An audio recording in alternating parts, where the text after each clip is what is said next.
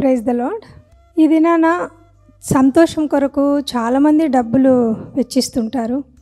తర్వాత laughing club అనేది ఒకటి పెట్టేశారు.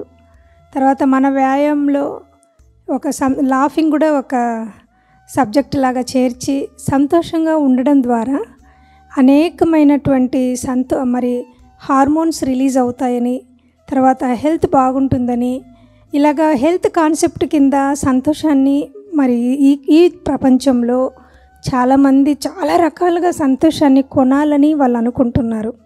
కొంతమంది కొన్ని జరిగితే మాకు సంతోషం వస్తుంది అని అనుకుంటారు, కొన్ని నెరవేరితే సంతోషం వస్తుంది, కొన్ని జరిగిస్తే సంతోషం వస్తుంది అని అనుకుంటారు. చాలాసార్లు happiness will not come from happenings. అంటే కొన్ని జరిగిన ద్వారా మనకు హ్యాపీ అనేది రాదు. ఆ హ్యాపీనెస్ అనేది దేవుడి నుంచి మనకి రావాలి. దేవుడి నుంచి వచ్చినప్పుడు మనం ఏమి ఉన్నా ఏమి లేకపోయినా మనం హ్యాపీగా ఉంటాం. ఎన్ని ఉన్నా కూడా కొందరు హ్యాపీగా ఉండలేరు. ఎందుకంటే ఆ ఆనందాన్ని కలగజేసే ఆత్మ వాళ్ళలో ఉండదు.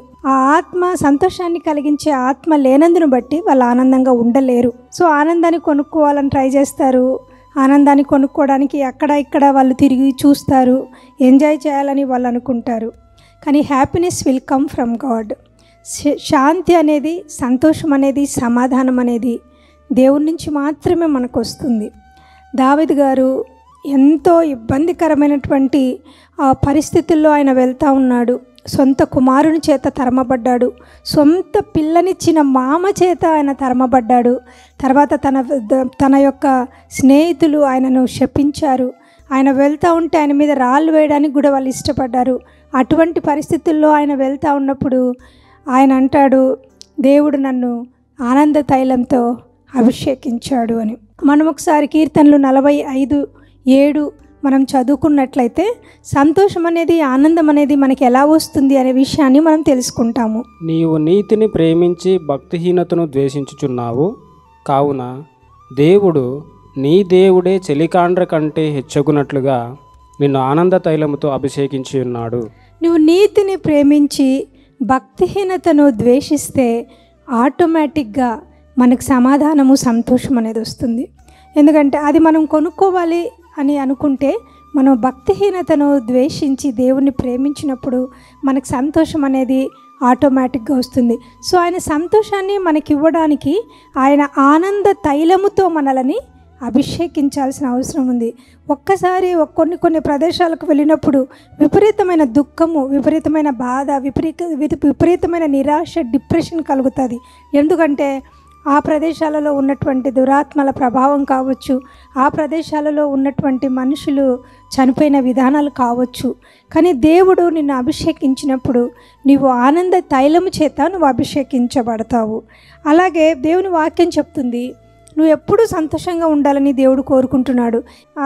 సొలొమోన్ గారు కూడా ప్రసంగి గ్రంథంలో 9వ అధ్యాయము 7వ వచనంలో ఇలాగ చెప్పారు, నీవు పోయి సంతోషముగా నీ అన్నము తినుము, ఉల్లాసపు మనసుతో నీ ద్రాక్షారసము త్రాగుము, ఇది వరకే దేవుడు నీ క్రియలను అంగీకరించెను.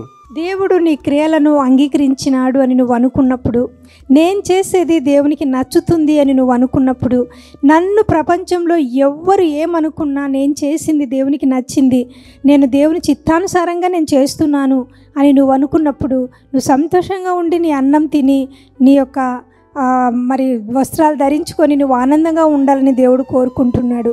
చాలాసార్లు మన కోసం కంటే వేరే వాళ్ళ కోసము మనం బ్రతుకుతాము.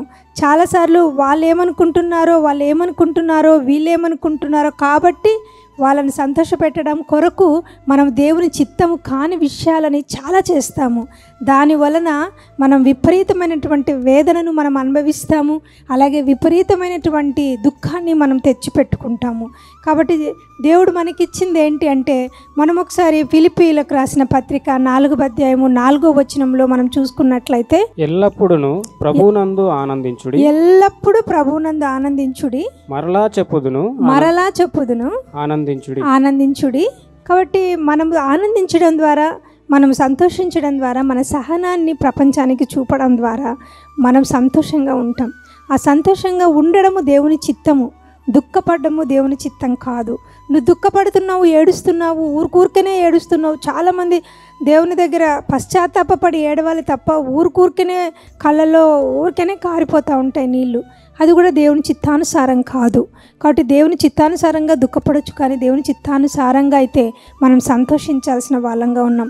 కాబట్టి ఎక్కడికో పోతే నీకు ఆనందం వస్తుందని, ఎవరో మనల్ని నువ్వు మంచిదాను అంటే మనకు ఆనందం వస్తుందని, ఎవరో నిన్ను చాలా బాగా ఉన్నావంటే ఆనందం వస్తుందని, ఎవరో నిన్ను చాలా కష్టపడినావంటే ఆనందం వస్తుందని, లేదా నేను ఈ గోల్ రీచ్ అయితే నాకు ఆనందం వస్తుందని నువ్వు అనుకోవడం అనేది నీ అపోహ.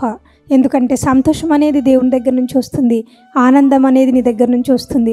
అప్పుడే ఆయన నిన్ను అభిషేకించినప్పుడు నీవు ఆనంద తైలంతో అభిషేకించబడి ఇతరులకి ఆనందాన్ని పంచగలవు. కాబట్టి దినాన ఎవరు దుఃఖంలో వెళ్తున్నా నువ్వు ఉన్న సిచ్యువేషన్ బట్టి నువ్వు బాధపడకుండా దేవుని స్తుతిస్తే ఎరికో గోడలు ఎలాగ కూలిపోయావో నీ జీవితంలో దుఃఖాన్ని కలగజేసే పరిస్థితులను దేవుడు అలాగే కూల్చవేయునుగాక.